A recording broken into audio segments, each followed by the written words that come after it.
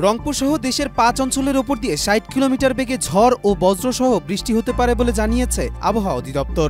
২০ মে দেশের অভ্যন্তরীণ নদীবন্দরগুলোর জন্য দেয়া এক সতর্ক বার্তায় এ তথ্য জানানো হয়েছে।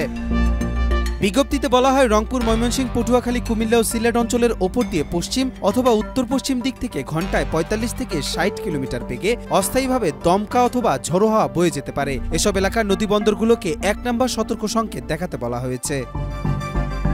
এদিকে দেশের ৩ বিভাগে মাঝারি থেকে ভারী বৃষ্টিপাত হতে পারে বলে জানিয়েছে বাংলাদেশ আবহাওয়া অধিদপ্তর। সেই সঙ্গে দেশের অন্যান্য বিভাগের কিছু কিছু জায়গায় বজ্রসহ বৃষ্টি হতে পারে বলে জানিয়েছে সংস্থাটি।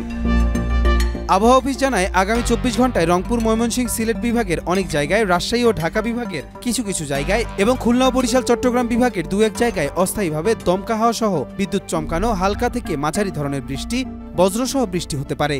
সেই সঙ্গে রংপুর, ময়মনসিংহ ও সিলেট বিভাগের কোথাও কোথাও মাঝারি ধরনের ভারী থেকে ভারী বর্ষণ হতে পারে। এলএমই সার্টিফাইড বিশ্বসেরা কপারে তৈরি ওয়ালটন কেবলস, যা আপনার স্থাপনাকে রাখবে সব সময় নিরাপদ। সারা দেশে দিনে ও রাতে তাপমাত্রা প্রায় অপরিবর্তিত থাকতে পারে। কবির চৌধুরী জয়, মাই টিভি, ঢাকা।